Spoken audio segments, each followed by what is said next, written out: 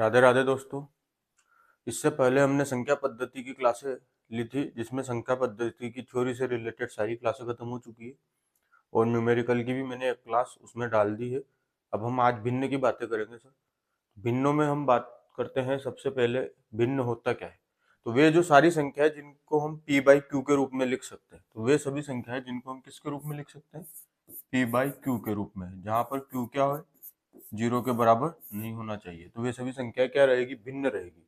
अब भिन्न में भी अलग अलग तरह की रहती है।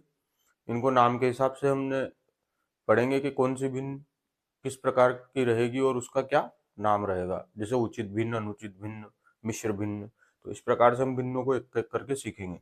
अब भिन्न में हम बात करते हैं, तो भिन्न जो रहती है, अगर हम दशमलव भिन्नों की बात करें, दशमलव भिन्न, तो ये दो प्रकार की रहेगी। एक रहेगी शांत और एक रहेगी अशांत। ठीक है। अब शांत की हम बात करें और अशांत की बात करें, तो अशांत में दो प्रकार की रहेगी। एक रहेगी आवर्ती और एक रहेगी अनावर्ती। इनको भी हम सीखेंगे, कौन सी आवर्ती है कौन सी अनावर्ती है। ठीक है दोस्तों। तो अब दशमलव भिन्न की हम बात करें, तो इसमें दो तरह की, एक शांत और अशांत, और अशांत भी दो तरह की रहेगी, आवर्ती और अनावर्ती। अब दशमलव भिन्नों में हम पहली भिन्न की बात करते हैं, शांत वाली, या फिर दशमलव संख्या में पहली शांत वाली दशमलव संख्या की हम बात करते हैं। ठीक है। अब आप देखो शांत दशमलव संख्या कौन सी रहेगी। शांत दशमलव संख्या है वह कौन सी रहेगी, शांत दशमलव संख्या है। अब आप इसको उदाहरण के द्वारा समझो। जैसे कोई संख्या में यहाँ पर शांत दशमलव संख्या की लेता हूँ, जैसे 3/5। देखो p बाई क्यू के रूप में है, क्यू नॉट इक्वल टू 0 है, मतलब ये भिन्न तो है। अब हम बात करते हैं इसकी 3/5 की वैल्यू की। मैं इसकी जो वैल्यू आएगी, अगर हम कैलकुलेट करें, 3 में 5 का भाग देंगे तो आएगी 0.6। ठीक है दोस्तों। अब ये 0.6 के बाद आगे कुछ आ रहा है क्या, नहीं आ रहा है। तो ये जो 0.6 है, पॉइंट के बाद जो वैल्यू आ रही है, उसमें बस पॉइंट के बाद क्या आ रहा है, 6 आ रहा है। तो 6 के बाद अगर आगे कुछ संख्याएं नहीं है, तो ये क्या है, शांत दशमलव संख्या है। जैसे 6 के बाद अगर यहाँ 7 होता, 8 होता, लेकिन वो 8 तक जाके रुक जाता, ये 6 के यहीं रुक गया।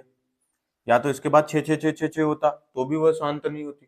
और 6 के बाद संख्याएं खत्म नहीं होती, 6 के बाद संख्याएं आती रहती, तो भी वह क्या नहीं होती, शांत नहीं होती। लेकिन दशमलव के बाद, अगर दशमलव के बाद 1 2 3 4 5 6, अब 6 तक जाके रुक गया या 7 तक जाके रुक गया, तो वो शांत हो जाएगी। लेकिन दशमलव के बाद अगर संख्याएं कंटिन्यू चल रही है, या किसी एक संख्या, जैसे दशमलव के बाद 3 3 3 3 3 ऐसे चला जा रहा है और वह क्रम रुक नहीं रहा है, तो वह अशांत दशमलव संख्या में आ जाएगी।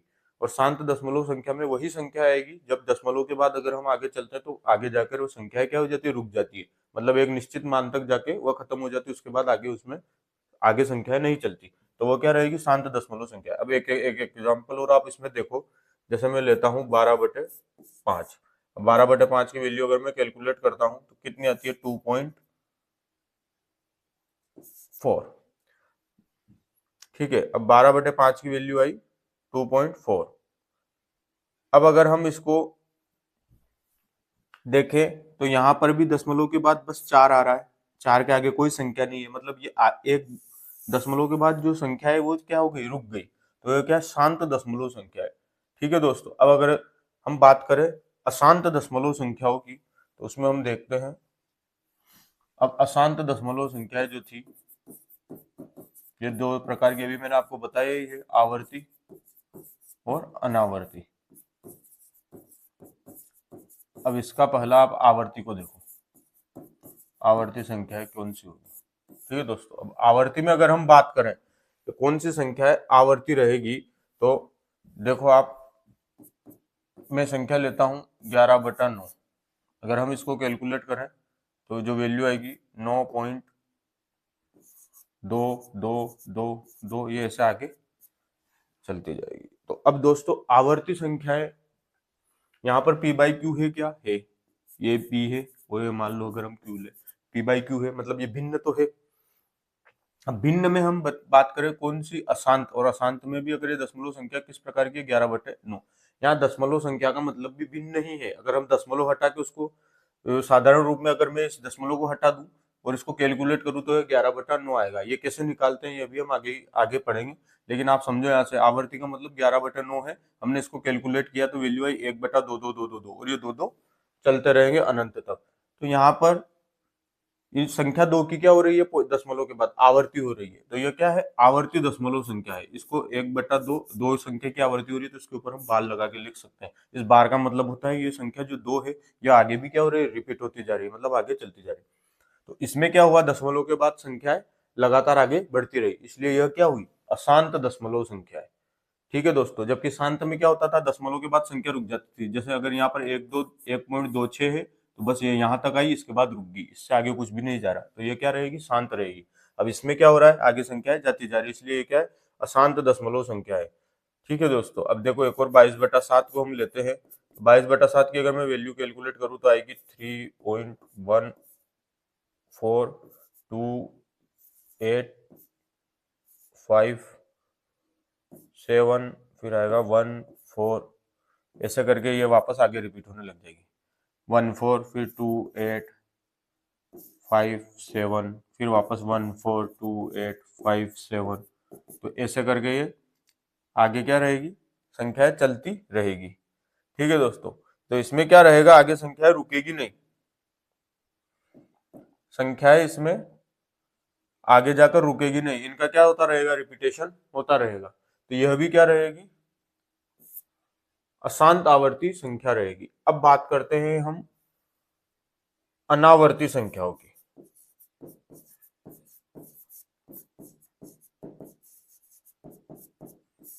तो अनावर्ती संख्याओं में वे संख्या आएगी जिनका मान दशमलव के बाद ना तो रिपीट हो रहा हो और ना ही रुक रहा हो। दशमलव के बाद संख्याओं की जो हम कैलकुलेट करेंगे मान तो वो बढ़ता जाएगा, और उसमें दशमलव के बाद जैसे जैसे 2 यहाँ आ रहा है ऐसा नहीं आएगा, या फिर 3.142857 हुआ, फिर 142857 आया, फिर 142857 आया, ऐसे भी उसमें नहीं आएगा।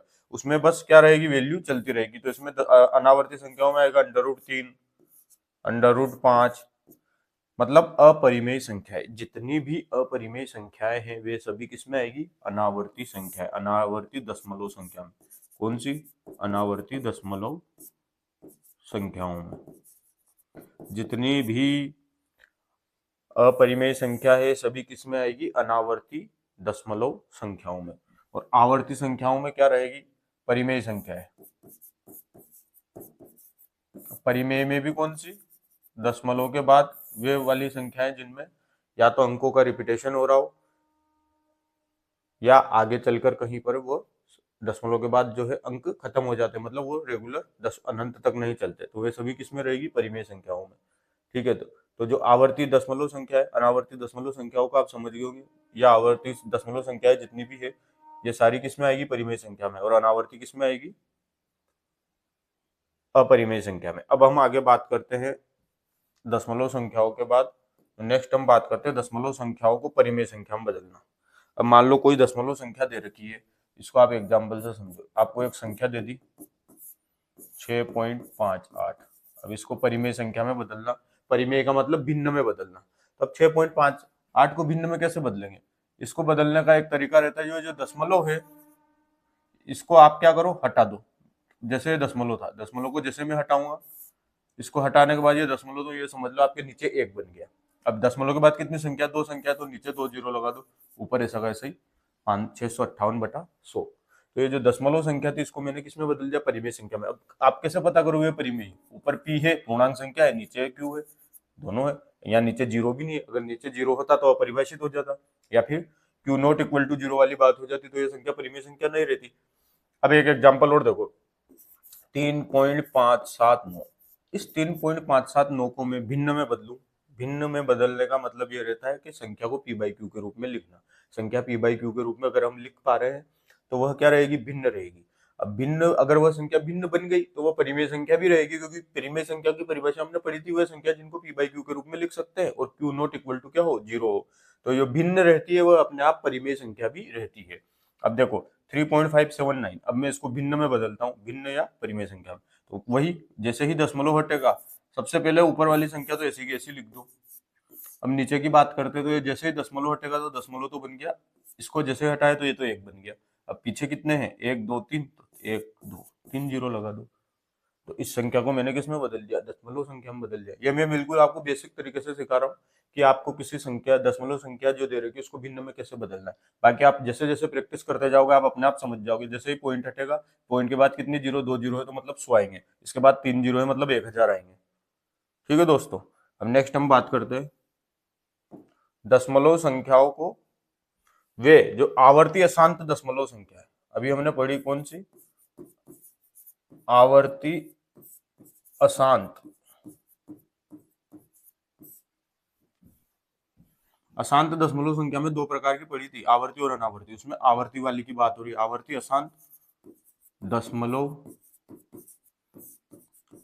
संख्या को परिमेय संख्या में बदलना। अब इसको परिमेय संख्या में कैसे बदलेंगे, तो परिमेय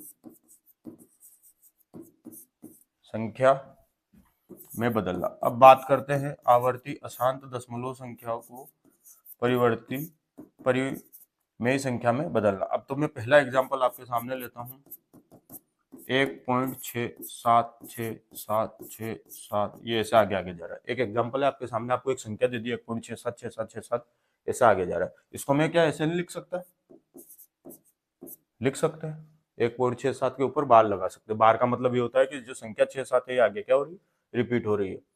ठीक है दोस्तों, एक चीज और मैं आपको बता देता हूँ, दशमलव के बाद हम किसी संख्या को पढ़ते हैं तो एक एक करके उस अंक को पढ़ा जाता है। जैसे 1.676767 पढ़ूंगा, यहाँ पर 1.67 के ऊपर बार है, मैं यहाँ पे ऐसे नहीं कहूंगा 1.67 के ऊपर बार है। या अगर कोई दशमलव संख्या यहाँ पे लिखी हुई है 1.234, तो मैं इसको ऐसे नहीं पढ़ूंगा 1.234। यह पढ़ने का गलत तरीका है। इसको जो पढ़ा जाएगा वो पढ़ा जाएगा 1.234। तो दशमलव के बाद जो अंक रहते हैं उनको सिंगल सिंगल पढ़ा जाता है। ठीक है दोस्तों, ये याद रखना। अब हम बात करते हैं आवर्ती अशांत दशमलव संख्या को परिमेय संख्या में बदलना। अब यहाँ पर एक दे दिया आपको 1.676767, क्या यहाँ पर 67 की आवृत्ति हो रही है, हो रही है। और आवृत्ति हो रही है, ये आगे जाके कहीं पर रुकी क्या, नहीं रुकी, मतलब ये रुक भी नहीं रही है, इसलिए ये क्या अशांत भी है। शांत तो वो होती कि यहाँ पर 1 दशमलव, बस 1.67 रहता तो हम कह देते हैं तो शांत है, क्यों, क्योंकि 6-7 के बाद आगे संख्या जा ही नहीं रही। लेकिन यहाँ पर 6-7 के बाद क्या है, 6-7 वापस बार बार रिपीट हो रहा है, और उसकी क्या हो रही है, आवृत्ति भी हो रही है, क्योंकि 6-7 क्या हो रहा है, बार बार आ रहा है, इसलिए क्या होगी, आवृत्ति अशांत दशमलव संख्या है। अब 1.67 को अब मैं दशमलव संख्या है, इसको परिमेय के में कैसे बदलते हैं, देखो इसको बदलने का भी वही, एक को तो ऐसा का ऐसा ही हम आगे लिख देते हैं। ठीक है, अब यहाँ पे चूंकि आवृत्ति हो रही है तो 6-7 भी ऐसा ऊपर का ऊपर।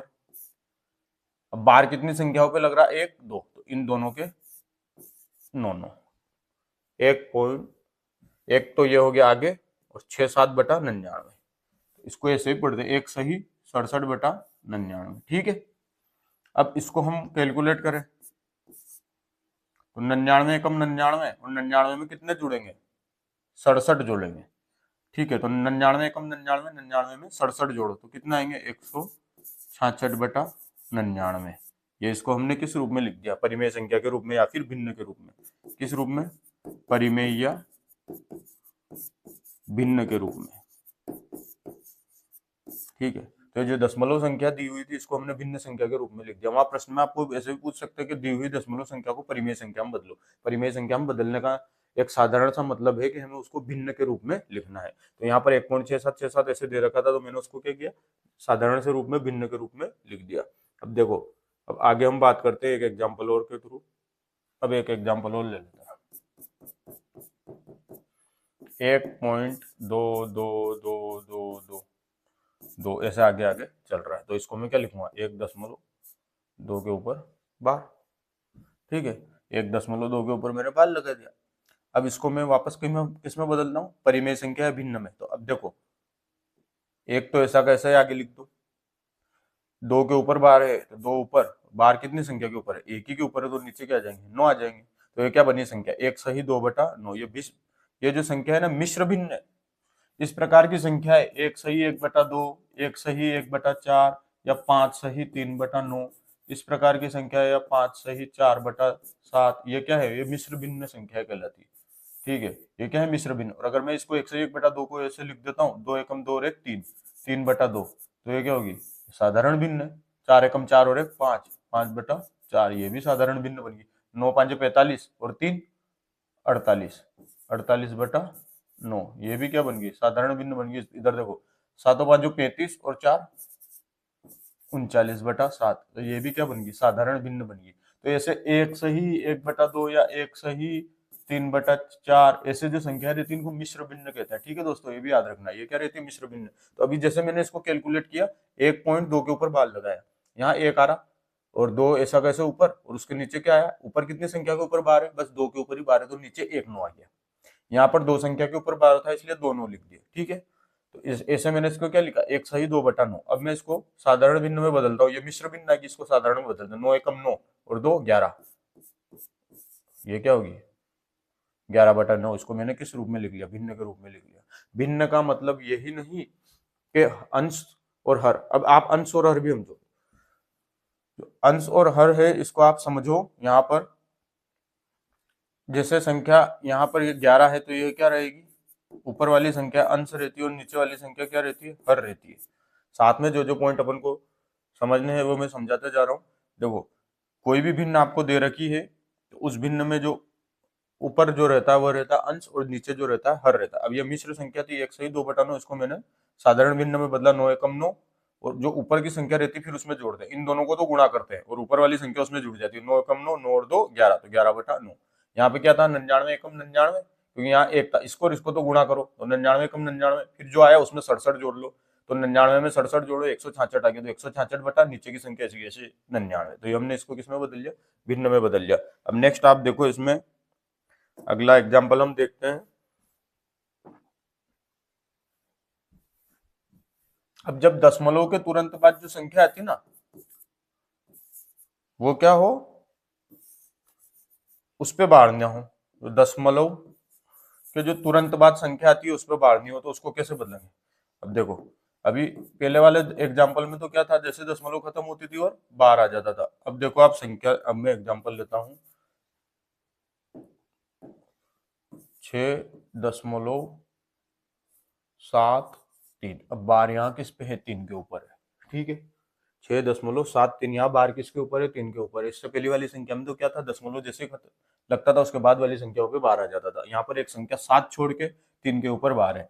अब ये संख्या कैसे लिखी है, एक तरह से आप देख लो, 6.7, जिस संख्या के ऊपर बार है वो क्या होता है, रिपीट होती है। तो ये ऐसे संख्या ये कहाँ तक चल रही है, अनंत तक चल रही है। ठीक है, तो ये क्या है, आवर्ती अशांत दशमलव संख्या का उदाहरण है भी। अब इसमें देखो आप, इसको हम कैसे कन्वर्ट करेंगे, दशमलव संख्या को ये जो दे रखी है इसको कैसे हम परिमेय संख्या भिन्न में बदलेंगे। अब देखो इसको कैसे करते हैं, यहाँ पर 6 तो ऐसे कैसे, वहां पर जैसे आगे वाला अंक 1 था वो ऐसा कैसे था। अब ऊपर कितने हैं, 73, बार किसके ऊपर लग रहा है, 3 के ऊपर, किसके ऊपर नहीं लग रहा, 7 के ऊपर। तो जो ऊपर वाली संख्या है इसमें से जिस संख्या के ऊपर बार नहीं लग रहा उसको क्या कर देते, घटा देते। अब नीचे क्या आएगा, नीचे चूंकि 3 के ऊपर बार है तो एक ही संख्या के ऊपर बार है तो 1 9 आ जाएगा। अब इस जिस संख्या के ऊपर बार है इसके आगे कितनी संख्या है, एक ही संख्या है, तो उस एक संख्या का 0 आएगा। समझो एक बार, कैसे मैंने इसको कन्वर्ट किया। 6 इधर था, इसको मैंने 6 जो दशमलव के उधर वाली संख्या को ऐसे कैसे यहाँ पर लिखा। आगे ये मिश्र भिन्न में आता है, जितनी भी संख्या है जब हम इनको कन्वर्ट करेंगे तो पहले मिश्र रहेगी फिर हम उसको साधारण में बदलेंगे। यहाँ पर 6 आगे थे, मैंने 6 से कैसे लिख दिया, ऊपर था 7 और 3 दशमलव के बाद, लेकिन बार किसके ऊपर था, 3 के ऊपर था, और आगे 7 जो है उसके ऊपर बार नहीं है। तो अब हम ऊपर ऐसे 73 लिख के नीचे 99 या 90 ऐसे डायरेक्ट नहीं लिखेंगे। देखो यहाँ पे 7 और 3 था, तो 73 ऐसे कैसे, 7 और 3 मतलब 7 और 3 मैंने ऐसे कैसे लिख दिए। अब मैंने माइनस किया किसको, जिस संख्या के ऊपर बार नहीं है, -7 किया, तो 7 3 -7 मतलब 73 -7। अब यहाँ पर क्या है, 3 के ऊपर बार है तो नीचे क्या आ गया, 9। जिस संख्या के ऊपर बार है, जितनी संख्या के ऊपर बार रहता है उतने नीचे 9 आते हैं, तो 3 के ऊपर ही बार था तो नीचे 9 आ गया। अब 3 के आगे क्या है, 7, तो हमने वहां पर क्या लगा दी, 7 की जगह 0। तो हम अब इसको कैलकुलेट करते हैं, तो 6 73 में से 7 गए तो 66/90। तो ये कौन सी भिन्न बनी, मिश्र भिन्न, 6 सही 66/90। अब इसको साधारण भिन्न में बदलने के लिए क्या करते हैं, जो 66/90 है इसको 3 से काट देते हैं, तो यहाँ तो ऊपर तो आ जाएंगे 22, नीचे कितना है 30 आए। एक बार और कैलकुलेट करा तो 6 सही 11/15।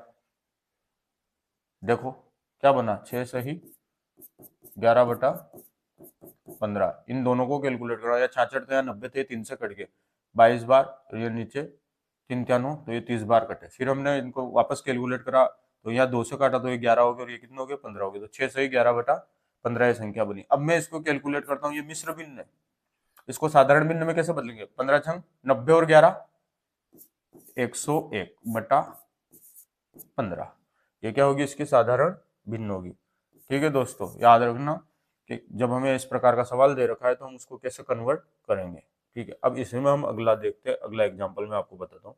अब मान लो आपको ऐसे दे दिया कोई संख्या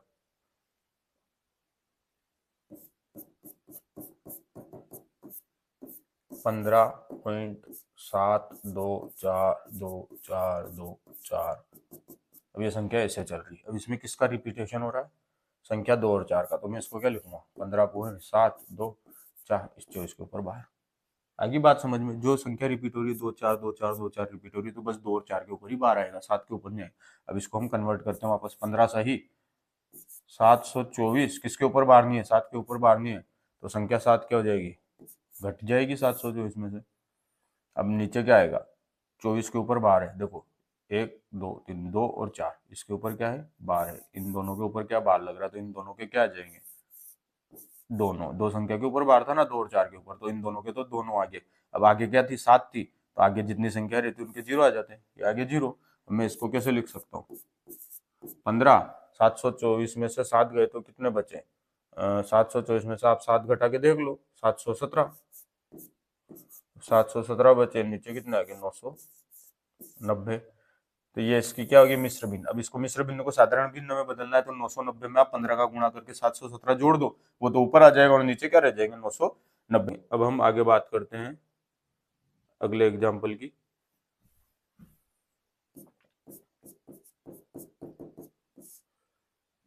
मैं लेता हूँ 37.235555, ऐसे आगे चलता जाएगा।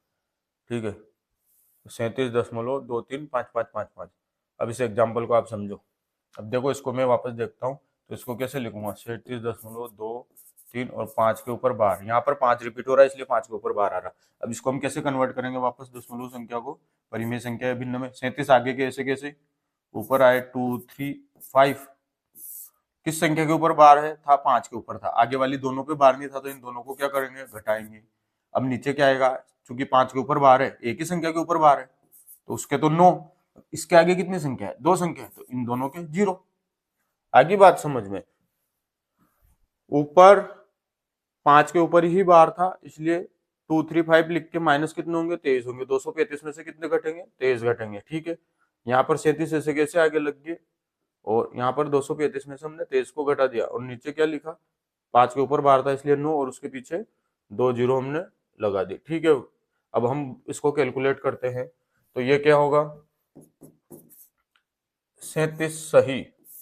अब 235 में से 23 गए तो कितने बचे 212, नीचे कितने हैं 900, ऐसे के ऐसे ही। अब अगर हम इसको सरल करें और, तो ये क्या हो जाएगा 37 सही 53/225 में इनको 4 से काट दिया मैंने, 4 4 5 20 और 4 3 12, नीचे से इसको कैलकुलेट करेंगे तो 4 4 2 8 4 2 8 और 4 5 20, तो ये 37 सही क्या होगी संख्या 53/225। कितनी दोस्तों 37 सही 53/225, ये मिश्र भिन्न है। 37 सही 53/225, इसको साधारण भिन्न में बदलना है, तो 37 में 225 का गुणा कर दो और उसमें 53 जोड़ दो, वो तो ऊपर आ जाएगा और नीचे 225 ऐसे कैसे ही आ जाएंगे। ठीक है दोस्तों, अब नेक्स्ट हम देखते हैं उचित भिन्न। अब भिन्नों के प्रकार की बात करें, उचित भिन्न। अब उचित भिन्न कौन सी होती है, देखो भिन्न जब हम लिखते हैं तो एक संख्या ऊपर रहती है उसको अंश कहते हैं, एक संख्या नीचे रहती है उसको क्या कहते हैं हर कहते हैं। ठीक है, याद रखना दोस्तों, भिन्नों में ऊपर वाली संख्या अंश और नीचे वाली हर कहलाएगी। ठीक है, अब हम बात करें उचित भिन्न का उदाहरण दिखाऊं मैं आपको, तो एक संख्या है 7/8, एक संख्या है 14/15।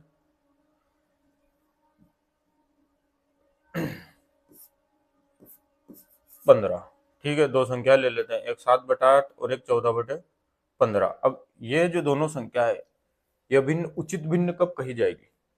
तो उचित भिन्न होने के लिए क्या होना चाहिए? अंश जो है वह बड़ा होना चाहिए किससे?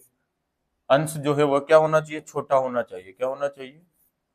छोटा होना चाहिए किससे? हर से।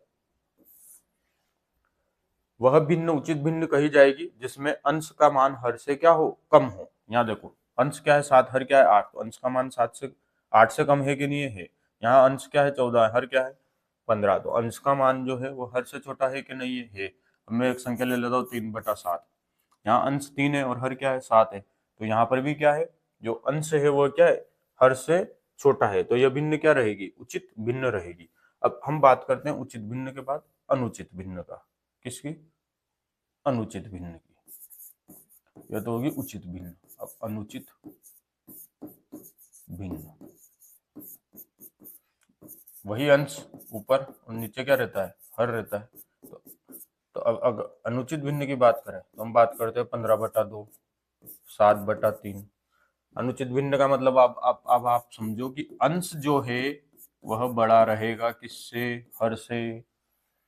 उचित भिन्न में जो हर था वो अंश से बड़ा था, अनुचित भिन्न में अंश जो है हर से बड़ा रहेगा। तो यह भिन्न क्या रहेगी? अनुचित भिन्न रहेगी। ठीक है दोस्तों, अब हम बात करते हैं मिश्रित भिन्न।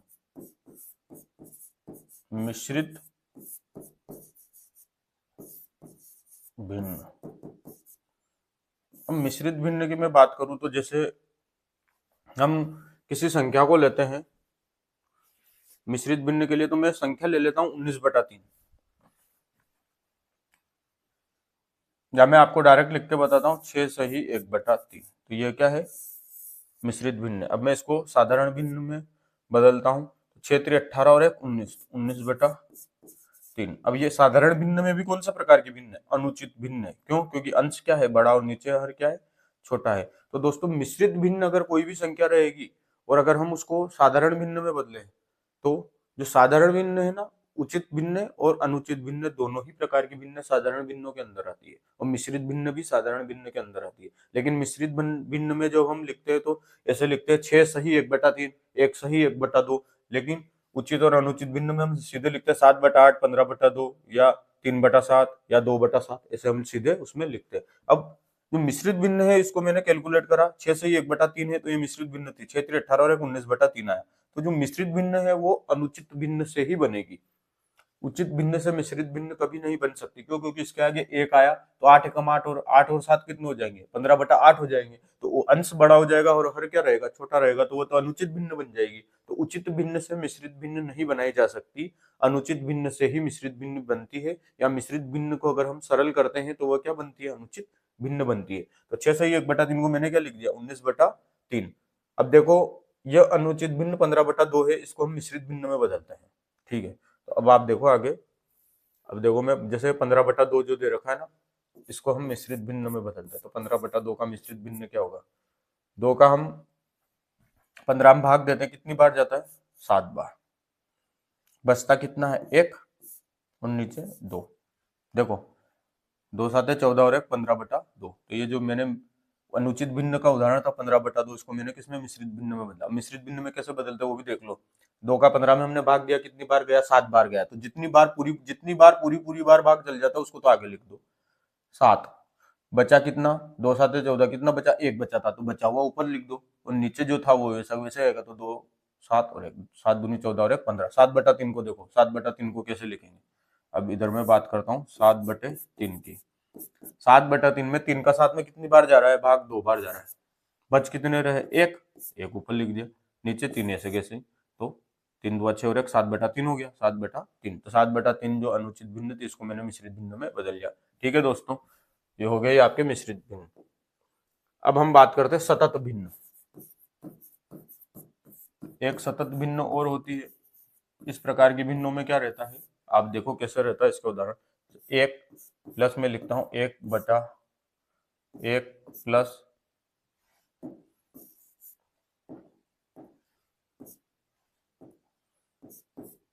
1/1 प्लस 1/2। तो इस प्रकार की जो भिन्न रहती है ना, ये मिश्रित भिन्न, ये सतत भिन्न कही जाती है, जिसमें अंश के बाद नीचे हर हो, फिर वो नीचे और आगे ऐसे क्रमागत रूप से चलता जाता है। तो यह कौन सी भिन्न है? सतत भिन्न कही जाएगी। ठीक है दोस्तों, इस प्रकार की भिन्न क्या रहेगी? सतत भिन्न रहेगी। और इस सतत भिन्न से संबंधित सवाल आएंगे आगे कि हम इनको कैसे कैलकुलेट करते हैं, तो वो मैं आपको बताऊंगा।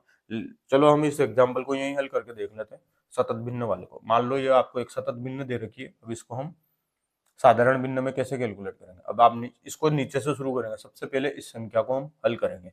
तो यहाँ पर आपको दे रखा है 1 + 1/2। इस प्रकार की संख्याओं को आपको जोड़ना आता होगा। ठीक है दोस्तों, बटा वाली संख्या को देखो कैसे, 1/2 यहाँ 1, मैं इसको 1/1 लिख लूँ। 1 और 2 नीचे, तो इन दोनों का लसअप क्या होगा? 1 और 2 का 2। 1 का 2 में कितनी बार गया? 2। 2 एकम 2, एक ही बार गया, तो 2 एकम 2 कितनी बार गया? 1 बार गया। तो इस 1 का ऊपर 1 में गुणा होगा, कितना आया? 1। 2 और 1 3, 3/2। 1 + 1/2। वैसे भी आप जानते हो 1 में अगर मैं आधा जोड़ूंगा तो कितना होगा? 1.5 होगा। 1.5 को हम 3/2 लिखते हैं। अब यहाँ ये संख्या क्या बन गई? 3/2। देखो 1 + 1/1 + 1/3/2, ये क्या बन गई? 3/2। अब एक चीज और आप सीखो दोस्त, अगर कोई संख्या अंश में दे रखी है और उसके हर में कोई संख्या भिन्न के रूप में हो, ठीक है, ऊपर तो संख्या 1 दे रखी है हमें अंश में, इसके हर में क्या है? भिन्न के रूप में संख्या 3/2। तो ये जो 3/2 है, इसका जो हर है ये कहाँ चला जाता है? ऊपर चला जाता है। और ये इसको हम ऐसे लिख सकते हैं, 1 × 2/3, मतलब 2/3। समझ गए? यहाँ पर एक अंश में था ही सही, हमने बस इस संख्या को कैलकुलेट करा, इसका मान कितना आया? 3/2 आया। तो मैंने इस 1 के नीचे 3/2 लिखे, इस 1 के नीचे 3/2। तो ये एक तो ऑलरेडी पहले ही ऊपर ही था और ये अंश में ही था। अब अंश के नीचे जो संख्या है वो भी किस में आएगी? बटा के रूप में। जो हर आया वो बटा के रूप में आ गया। तो अब इस हर में जो हर रहता है, हर की संख्या जो बटा में आई 3/2, इस 3/2 में जो हर है, हर क्या है इस 3/2 में? 2। ये 2 क्या होता है? ऊपर वाली संख्या में गुणा हो जाता है। मैंने इस 2 को ऊपर वाली में गुणा किया, तो 1 × 2 यहाँ हो गया 2/3। तो ये क्या बन गई? 2/3। तो अब ये जो पूरी संख्या है ना, ये क्या बन गई? 2/3 बन गई। अब इसके 2/3 बनने के बाद मैं इसको कैसे लिखूंगा?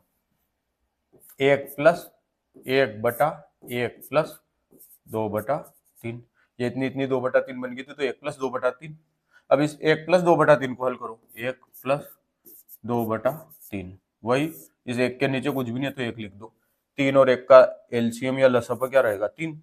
1 का 3 में कितनी बार गया? 3 बार। तो 3 का 1 में गुणा करो, कितना आया? 3। 3 का 3 में कितनी बार गया? 1 बार। तो 2 × 1 कितने हो गए? 5/3। ठीक है, कितना है? 5/3। अब मैंने इसको हल किया तो कितना है? 5/3। इसको हल करने में 5/3। अब मैं क्या लिखूंगा? 1 + 1/5/3। वही बात, ऊपर अंश में 1 है, हर भी भिन्न के रूप में, तो हर में भी 5/3 है, मतलब एक अंश है और एक हर है। अब हर में जो हर है, मतलब हर की संख्या भिन्न के रूप में, तो इसमें भी एक अंश और एक हर हो गया। अब हर में क्या हर है? 5/3 में हर क्या है? 3 है। तो ये 3 क्या होगा? इस 1 में गुणा हो जाएगा। और इसको हम कैसे लिखेंगे? 1 + ये 3 ऊपर चला गया, ठीक है, तो ऊपर तो आ गया 3 और नीचे क्या बचे? 5। ठीक है, 1 + 3/5। अब इसको हम वापस हल करते हैं। 1 + 3/5 है ना, तो 1/1 लिख देता हूँ, इसको 3/5 लिख देता हूँ। इनका एलसीएम क्या आया? 5 आया। तो यहाँ पर हमने कैलकुलेट करा, एलसीएम कितना आया इनका? 5। ठीक है दोस्तों, ये एलसीएम 5 आ गया। एक का 5 में कितनी बार गया? 5 बार गया। 5 का फिर मैं 1 में गुणा करता हूँ तो कितना है? 5। 5 का 5 में कितनी बार गया? 1 बार गया। उस 1 का 3 में गुणा करो तो कितना है? 3। कितना आ गया? 8/5। तो इसका जो उत्तर रहेगा क्या रहेगा? 8/5। ठीक है, जो ये सतत भिन्न थी यहाँ पर,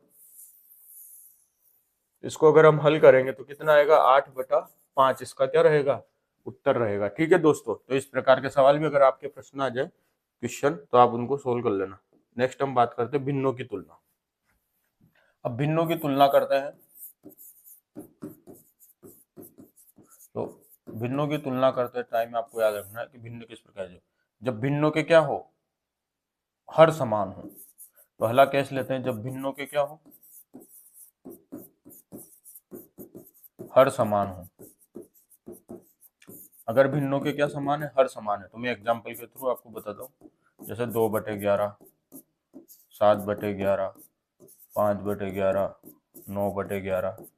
अब इनमें हर क्या है, सबके समान है। तो वे भिन्न जिनमें दी हुई संख्याओं के या भिन्नों के हर क्या रहे, समान रहे, तो उनमें वह भिन्न सबसे बड़ी रहेगी जिसका अंश क्या हो, सबसे बड़ा हो। तो अगर इस प्रकार से आपको कोई भिन्न दे दी, अब इसमें पूछा सबसे बड़ी कौन सी है, तो जो 9/11 है ना, ये सबसे बड़ी रहेगी, क्योंकि नीचे अंश अंश की बात नहीं होगी अब, क्यों, क्योंकि हर तो क्या है यहाँ पर सबके समान हो गए। तो हर सबके समान हो गए, तब हम अंश से बात शुरू करेंगे कि अंश किसका बड़ा है। तो इन चारों संख्याओं में अंश 9 सबसे बड़ा है, तो 9/11 सबसे बड़ी, फिर इससे छोटी 7/11, फिर इससे छोटी 5/11, फिर इससे छोटी 2/11। तो जब भिन्नों के हर समान हो, तो जिस भिन्न का अंश सबसे बड़ा रहेगा वह भिन्न सबसे बड़ी रहेगी। ठीक है, पहला केस। ये भिन्नों की तुलना जब होगी तो आपको इस प्रकार से करनी है। ठीक है दोस्तों, अब दूसरा केस हम देखते हैं। जब भिन्नों के क्या समान हो, अंश समान हो। जब भिन्नों के अंश समान हो, पहले वाले में तो हर समान थे, अब अंश की बात हो रही है। अंश क्या हो, समान हो। अब अंश समान हो तो देखो, मैं एग्जांपल लेता हूँ 13/7, 13/5, 13/11, 13/6। ठीक है, और ले लेते हैं 13/14। तो अब हम बात करते हैं जब अंश समान। यदि भिन्नों में अंश समान है, तो जिस भिन्न का हर सबसे छोटा रहेगा वह भिन्न सबसे बड़ी रहेगी। ठीक है दोस्तों, तो यदि अंश समान है, तो जिस भिन्न का अंश हर सबसे छोटा वह भिन्न सबसे बड़ी। 13/5 सबसे बड़ा, फिर 13/6, फिर 13/7, फिर 13/11, और सबसे छोटा जो रहेगा वो 13/14 रहेगा। ठीक है दोस्तों, इससे पहले हमने देखा था हर समान हो। अगर हर समान है तो हमें क्या देखना है, अंश देखना है। अंश जिस भिन्न का सबसे बड़ा रहेगा वह भिन्न सबसे बड़ी रहेगी। और फिर अगर हम हर की बात करें, अगर हर समान है तो अंश सबसे बड़ा रहेगा, वह तो बड़ी रहेगी। और अगर अंश ही समान हो गए तो फिर हम हर को देखेंगे। अब अगर इस प्रकार के प्रश्नों में अंश अगर समान है तो अब हम किसको देखेंगे, हर को देखेंगे। अब हर जो सबसे छोटा रहेगा वह भिन्न क्या रहेगी, सबसे बड़ी रहेगी। वहां अंश वालों में क्या था, अंश सबसे बड़ा था, वहां पर जब हर समान थे तो वह सबसे बड़ी थी, लेकिन जब अंश समान है तो जो हर सबसे छोटा रहेगा वह भिन्न सबसे बड़ी रहेगी। याद रखना, यहाँ पर हर सबसे छोटा इसलिए यह भिन्न बड़ी है। और अंश वाले जो हमने इससे पहले वाले सवाल देखे जिसमें क्या था, हर समान थे, वहां पर क्या था, सबसे बड़ा अंश रहेगा, तो वह संख्या सबसे बड़ी रहेगी। लेकिन जब बात करते हैं हम अंश समान हो, तो जो हर सबसे छोटा रहेगा वो संख्या सबसे बड़ी रहेगी। ये दो प्रकार की तुलना आपने भिन्नों की देख ली। अब तीसरी प्रकार की हम देखते हैं। जब अंश और हर क्या हो, जब अंश और हर एक निश्चित क्रम में बढ़े। किसमें बढ़े, एक निश्चित क्रम में। अंश और हर क्या हो, एक निश्चित क्रम में बढ़े। ठीक है दोस्तों, तो इस प्रकार के प्रश्नों का आप उदाहरण के द्वारा समझो। जब अंश और हर क्या हो, एक निश्चित क्रम में बढ़ रहे हो। तो मैं इसका उदाहरण बताता हूँ आपको। 3/7, 9/13, 5/9 और 7/11। अब अगर हम इनको देखें तो इनको सही रूप से जमाए तो 3/7, फिर 5/9, फिर 7/11, 9/13। अब हमने क्या देखा, यहाँ पे अंश देखो, 3 3 में 2 जोड़े 5, 5 में 2 जोड़े 7, 7 में 2 जोड़े 9। हर देखो, 7 में 2 जोड़े 9, 9 में 2 जोड़े 11 और 11 में 2 जोड़े 13। तो यहाँ पर जो अंश है और हर है, ये क्या है, एक निश्चित क्रम में चल रहे हैं। अंशों में 2 2 जोड़ते जा रहे हैं और हर है उसमें भी 2 2 जोड़ते जा रहे हैं। तो इस प्रकार के जब प्रश्न आ जाए, जब अंश और हर एक निश्चित क्रम में बढ़े, और क्रम के लिए भी एक यहाँ पर कंडीशन है, जो अंश में वृद्धि रहेगी वह हर में वृद्धि के या तो बराबर हो या फिर ज्यादा हो। ठीक है दोस्तों, दो कंडीशन याद रखना आप। तो अंश में जो वृद्धि है वो या तो हर की वृद्धि के बराबर हो या हर की वृद्धि से क्या हो, ज्यादा हो। जैसे यहाँ 3 में 2 2 2 2 जोड़ रहे, हर में भी 2 2 2 2 जोड़ रहे, अंश और हर दोनों में 2 2 जोड़ रहे। तो यहाँ पर हम तुलना कर लेंगे किस प्रकार से कि यहाँ पर भी दोनों संख्या क्या है, बराबर संख्याएं जुड़ रही है। तो अब हम यहाँ पर देखते हैं कि क्या कंडीशन रहेगी। अब यहाँ पर अगर इस प्रकार की कंडीशन बने कि हर अंश और हर दोनों में जो संख्याएं बढ़ रही है या अंश और हर एक निश्चित क्रम में हो, तो इसको कैसे सोल्व करेंगे। जो अंश की संख्या रहेगी, अंश में सबसे बड़ा अंक रहेगा, वह संख्या सबसे बड़ी रहेगी। यहाँ पर देखो 3 में 2, 5 में 2, 7 में 2 जुड़ रहे हैं, या 7 में 2, 9 में 2, 11 में 2 ऐसे जुड़ रहे हैं। तो दोनों में क्या हुआ, एक निश्चित क्रम चल रहा है। तो अगर निश्चित क्रम चल रहा है तो इसमें अंश में जो सबसे बड़ी संख्या रहेगी वह सबसे बड़ा रहेगा। तो यहाँ पर अंश में 9 सबसे बड़ी थी, इसलिए 9/13 सबसे बड़ा, फिर 7/11, फिर 5/9, फिर 7/3। तो ये इस प्रकार से इसका क्या हो जाएगा, सोल्यूशन हो जाएगा। अब हम बात करें इस कंडीशन की, अंश में वृद्धि हर की में वृद्धि से ज्यादा या बराबर होनी चाहिए। अब अगर मैं इसको ऐसे लिख देता 3/7 है ना, फिर लिख देता 4/9, फिर लिख देता 7, 4 के बाद मैं यहाँ पर लिख देता 5/11, फिर लिख देता 6/13। अब यहाँ पर देखो अंश में वृद्धि क्या हो रही है, 3 में 1 जोड़ा 4, 4 में 1 जोड़ा 5, 5 में 1 जोड़ा 6, नीचे क्या रहे 7 में 2 जोड़े 9, 9 में 2 जोड़े 11, 11 में 2 जोड़े 13। अब यहाँ पर ये कंडीशन देखो आप, अंश में वृद्धि हर में वृद्धि के या तो बराबर हो या ज्यादा हो, लेकिन यहाँ पर क्या हो रहा है, अंश में तो 1 जुड़ रहा है और हर में कितने जुड़ रहे हैं, +2 जुड़ रहे हैं। तो क्या ये कंडीशन आ रही क्या इसमें, अंश में वृद्धि हर की वृद्धि से ज्यादा है क्या, नहीं है, और अंश में वृद्धि हर की वृद्धि के बराबर है क्या, नहीं है। तो इस प्रकार के प्रश्न को हम इस तरीके से हल नहीं कर सकते। इस प्रकार के प्रश्नों को हल करने के लिए हमको इनको मान कैलकुलेट करके देखना पड़ेगा और फिर उससे हम क्या करेंगे, तुलना करेंगे। तो दोस्तों ये कंडीशन कहाँ पर तैयार हो रही है, ये बात आपको ध्यान रखें कि या तो अंश में वृद्धि वो हर में वृद्धि के बराबर हो, या अंश में जो वृद्धि है वो हर की वृद्धि से क्या हो, ज्यादा हो, तभी हम इस प्रकार से हल कर सकते हैं। अगर ये कंडीशन अगर इसमें हो रही है तो वहां पर आप देख लो जो अंश सबसे बड़ा है वो संख्या सबसे बड़ी रहेगी। ठीक है दोस्तों, अब नेक्स्ट हम बात करते हैं, यदि अंश और हर में वृद्धि एक निश्चित क्रम में नहीं हो, यदि अंश व हर में वृद्धि एक निश्चित क्रम में ना हो।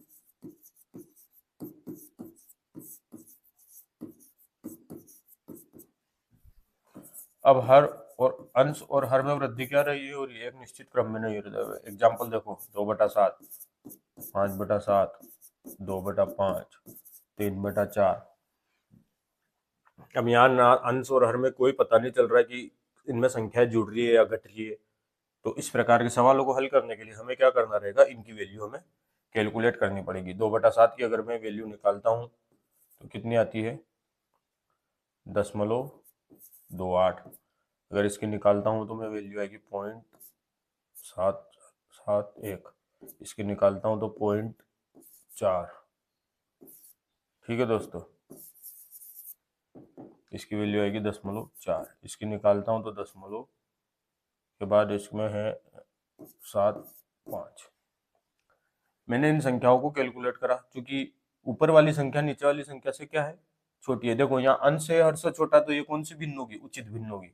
ये सारी कौन सी भिन्न होगी, उचित भिन्न होगी, क्योंकि इन सब में क्या है, अंश क्या है, हर से छोटा है। अब अंश हर से छोटा है, तब देखो इसको मैंने कैलकुलेट करा, चूंकि 2 7 से छोटा है तो भाग नहीं जाएगा, तो उसका दशमलव लग गया। अब यहाँ पर हो गए 20, 700 मैंने दिया तो 7 दूने 14, बचे कितने 6, तो वो कितने हो गए 7 हो गए।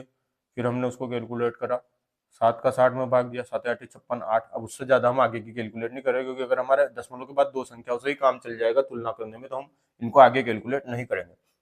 तो यहाँ पर कितना है, ये इनकी वैल्यू आई 0.28, 0.71, 0.4 और 0.75। ये 0.4 है ना। अब यहाँ पे भी बहुत से बच्चे कंफ्यूज रहेंगे, क्योंकि अब आप तुलना जब कर रहे हो तो अब देखो आप, मैं इस 0.4 और 0.28 में आपको तुलना करके बताता हूँ।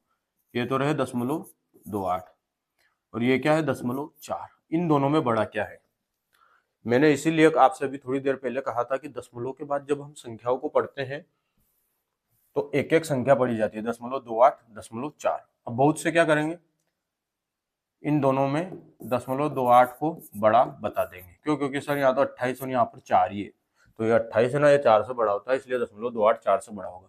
अरे 0.28 4 से बड़ा नहीं है, इस दशमलव के बाद 4 क्या है, दशमलव के बाद पहली संख्या देखो, दशमलव के बाद यहाँ पर क्या है 2, यहाँ पर क्या है 4, तो यहाँ पर 4 बड़ा है या 2 बड़ा, 4 बड़ा है ना, तो ये वाली संख्या बड़ी रहेगी 0.4। इस 0.4 को हम 40 भी तो लिख सकते हैं, 4 के बाद पीछे मैंने 0 लगा दिया, तो ये क्या हो गया 0.40 हो गया। अगर सभी संख्या 2 2 में है तो आप इसको भी 2 में लिख दो, 0.40 कर दो। अब तो तुलना आराम से हो सकती है कि दशमलव के बाद यहाँ 4 जीरो है। अब आप भले इसको 40 लो, उसको 28 लो, इसको 71 लो, इसको 75 लो, आपका क्वेश्चन गलत नहीं होगा। लेकिन अगर आप इसको 4 देखकर यूं सोचोगे यहाँ 4 और यहाँ 28 है, तो ये 4 वाली जो संख्या ये छोटी रहेगी, तो यहीं पर आप इस प्रश्न को गलत कर दोगे। तो ये सबसे छोटी बात है, लेकिन कभी कभी क्या है, बहुत सौ के दिमाग में ये बात प्रश्न को हल करते टाइम आ जाती है, तो इसलिए मैंने इसको यहाँ बता दी।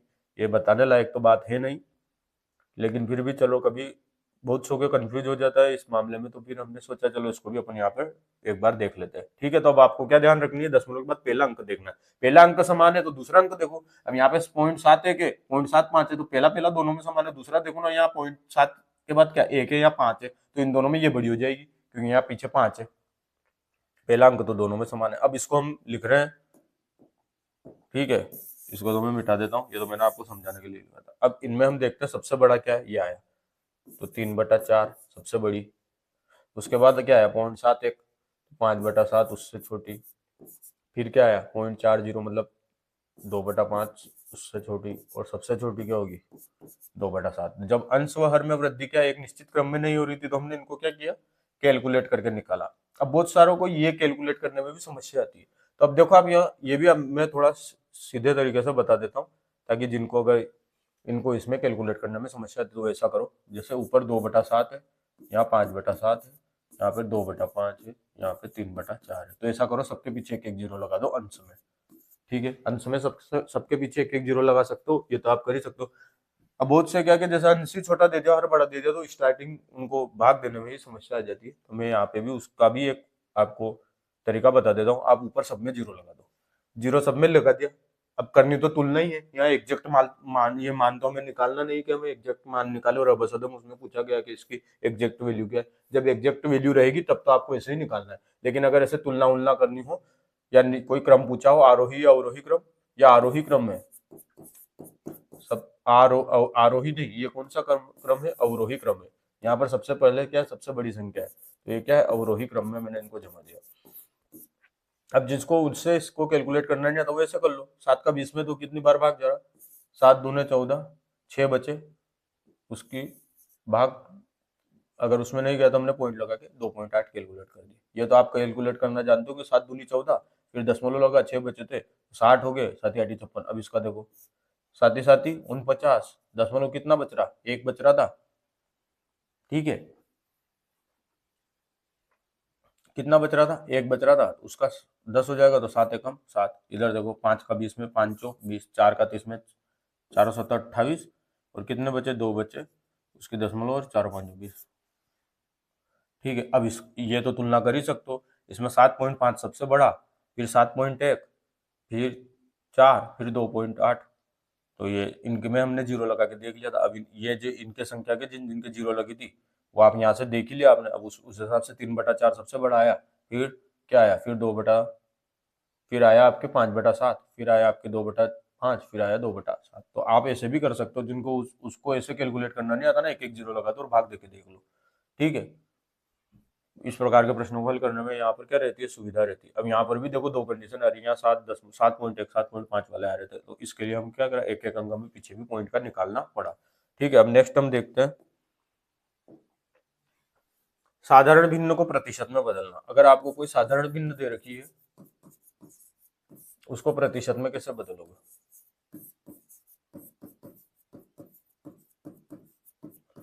देखो एग्जाम्पल से समझो, मान लो आपको एक भिन्न दे रखी 4/5। अब अगर इस 4/5 को मुझे प्रतिशत में बदलना, तो मुझे कुछ भी नहीं करना, इसके 100 का गुणा कर देना है। किसका गुणा करना है, 100 का। 4/5 में 100 का गुणा किया, 5 ऊपर कितने हो गए 400, नीचे कितने हो गए 5। मैं इसको काट दूं, 5 से 40 कितनी बार कटेंगे, 480 बार, 80%। दूसरा एग्जाम्पल देखो 1/2। अब इस 1/2 को किस में बदलना है, मेरे को भिन्न में, साधारण भिन्न में बदलना है। साधारण भिन्न को किस में बदलना था, प्रतिशत में। मैं लिया लिखना भूल गया, एग्जाम्पल से आपके साथ शुरू हो गया, साधारण भिन्न को प्रतिशत में बदलना। हम इसको क्या कर रहे हैं, प्रतिशत में बदल रहे हैं। जो साधारण भिन्न दे रखी है उसमें 100 का गुणा कर दो, जो वैल्यू है उसके पीछे क्या लगा दो, प्रतिशत का चिन्ह लगा दो। अब 1/2 को मैं किस में बदलता हूँ, प्रतिशत में बदलता हूँ, तो 1/2 गुणा 100 करूंगा, इसको कैलकुलेट किया, 50 आए, 50 के पीछे प्रतिशत का निशान लगा दे, तो ये क्या हो गया 1/2 गुणा 50, ये क्या हो गया 50%। अब अगर संख्या आपको दे दी 3/2, अब इसको मैं बदलता हूँ प्रतिशत में, तो 3/2 गुणा 100, ये कट जाएंगे 50 बार, ये कितना जाएगा 150%। अब यहाँ ज्यादा दिमाग नहीं लगाना, बहुत सारे सोचते हैं कि सर परसेंट तो 100 तक रहता है, 150 कैसे हो गया। जब आपको प्रश्न में अनुचित भिन्न आएगी, जब अंश बढ़ाए हर से, तो वहां पर तो अपने आप प्रतिशत बढ़ेगा 100 से ऊपर। तो हमें बस ज्यादा दिमाग नहीं लगाना, कैलकुलेशन में आपको अंक दे रखे हैं, आप अंक को मैथमेटिक्स के रूप में माने और उनको दी हुई विधि या जो भी उसका नियम उस हिसाब से हल करें, जो भी आंसर आए वो 150 आए या 0% आए। आपको वहां पर ये फिर ये नहीं सोचना कि सर 100 से ऊपर परसेंट चलेगी। अरे 100 तक परसेंट हमारी मार्कशीटों में रहता है, 99%, 80%, 50%, 60%, लेकिन यहाँ सवाल को हल करते समय तो परसेंट जा सकता है ना। यहाँ पर 3/2 को मैं प्रतिशत के रूप में लिखूं तो ये 150% हो गया। ठीक है, 1/2 कितना हो गया 50%, 4/5 कितना हो गया 80%। जरूरी थोड़ी कि उचित भिन्न दे रखी हो, अनुचित भिन्न को भी वो प्रतिशत में आपको बदलवा सकता है। तो मैंने अनुचित भिन्न को प्रतिशत में बदला तो कितना आया 150 आया। ठीक है, नेक्स्ट हम देखते हैं प्रतिशत को साधारण भिन्न में बदलना। किसको, अभी तो आपने क्या करा, साधारण भिन्न को प्रतिशत में बदला, अब प्रतिशत को साधारण भिन्न में बदलना।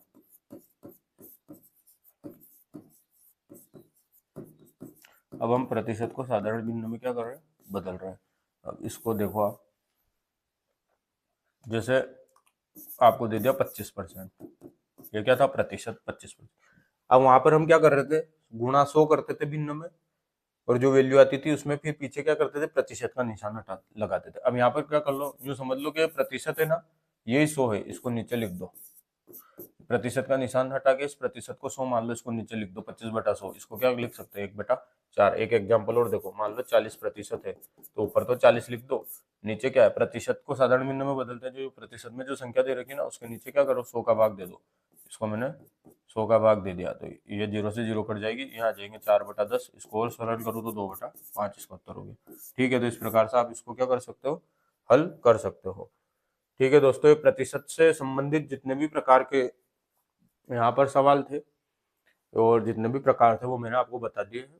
अब मैं प्रतिशत से संबंधित एक छोटी सी आपकी न्यूमेरिकल वाली क्लास डालूंगा अगली, जिसमें आप प्रतिशत से संबंधित जितने भी सवाल रहेंगे उनको हम हल कर लेंगे, ताकि आपके प्रतिशत या भिन्न से संबंधित कोई भी प्रश्न गलत ना हो। ये प्रतिशत या भिन्न की वो जो थ्योरी थी वो खत्म हो चुकी है, एक क्लास लेंगे, क्योंकि ये छोटा टॉपिक है, तो इसके जो न्यूमेरिकल वाली क्लास रहेगी वो ज़्यादा बड़ी नहीं रहेगी, उसमें हम कम से कम सवालों में ज़्यादा से ज़्यादा सारी प्रकार के सवाल समझ के उस क्लास को खत्म कर देंगे। ठीक है दोस्तों, धन्यवाद।